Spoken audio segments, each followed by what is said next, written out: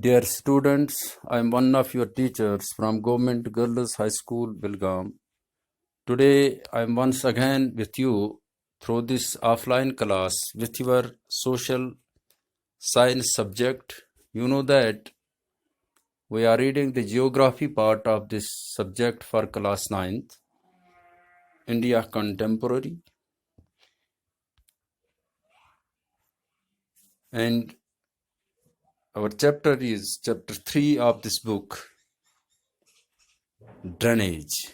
The name of the chapter is Drainage. I tried to put my today's lecture in the form of a question answer as I did it in the previous lecture so as to make the information to the point, precise and more workable for you, avoiding the useless lengths. You can clearly see on the screen, it's question number 5, rather one of your textual questions. This way it becomes easy for you to use the stuff by the examination point of view. Also, you are getting the required information, and the information that I am going to share with you is clearly written on the screen. You can write it on your notebook as well. The question is, compare the east flowing and the west flowing rivers of the peninsular plateau. We have to compare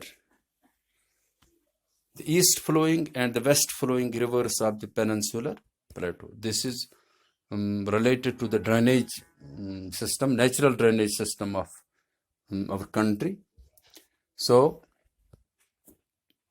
we will try to answer this question.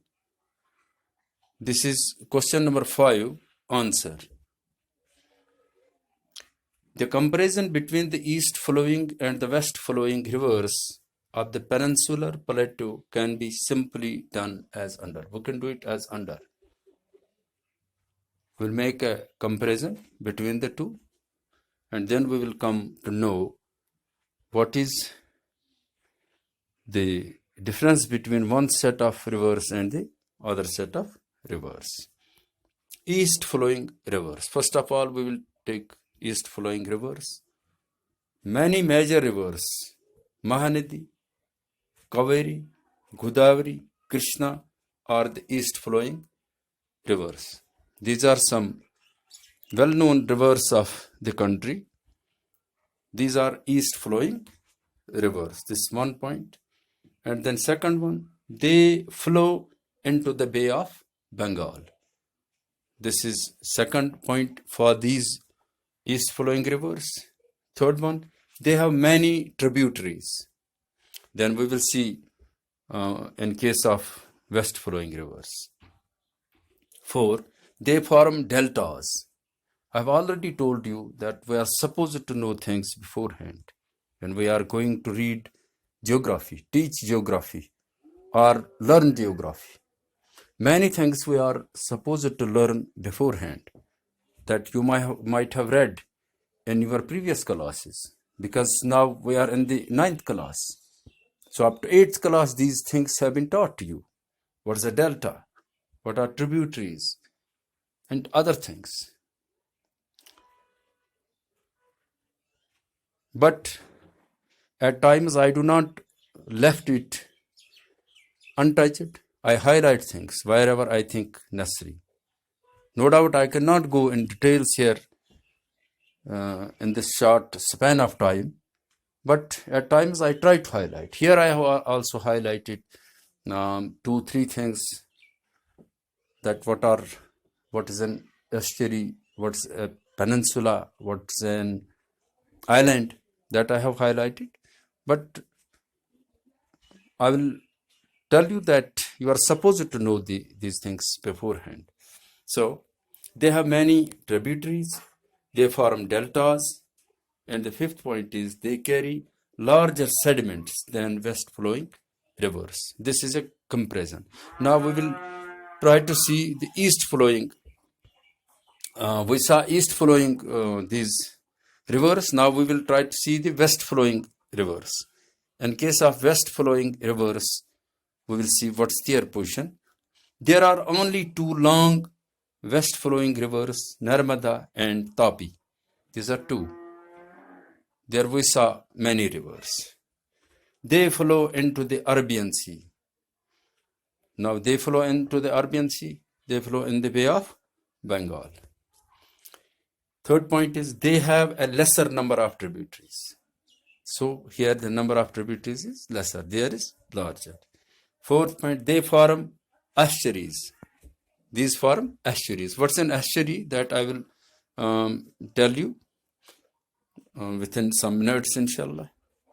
The fifth point is they carry lesser sediments. There, in case of east flowing rivers, they carry larger sediments. These carry lesser sediments. This was a difference.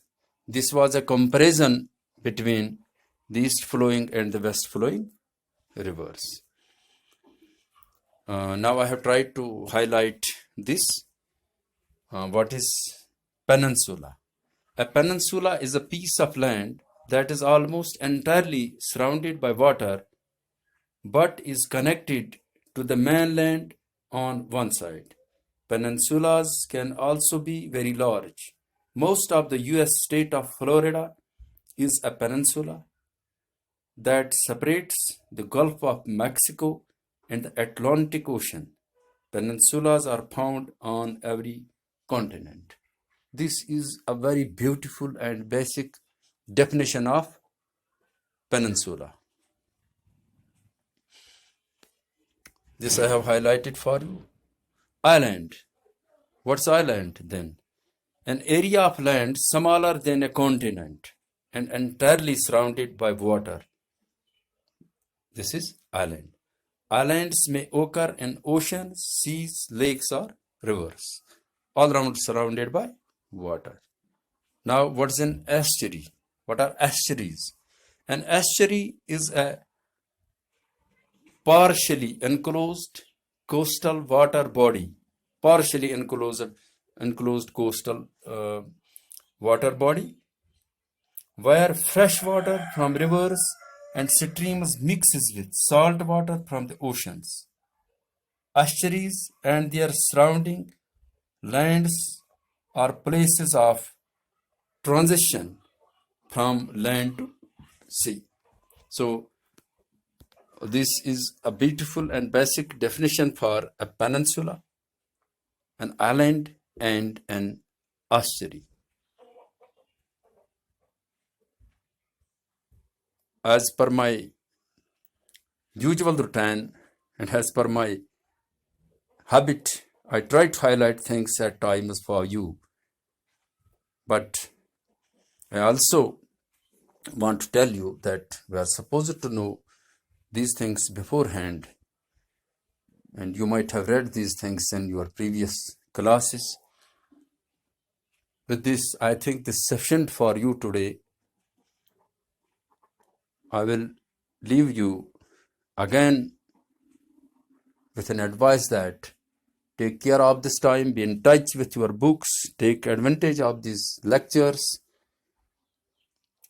try to concentrate, also take care of your health of others, try to build a spirit of helping each other, take moral lessons from the present circumstances that we have been forced to remain with limits by the order of nature.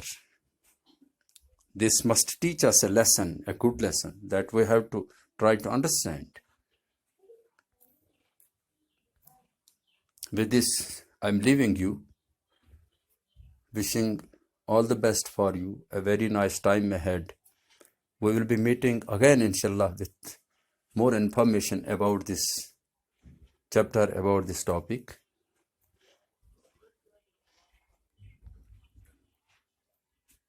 God bless you. Thank you for listening me patiently. Stay home, honor code SOPs, stay safe, stay blessed.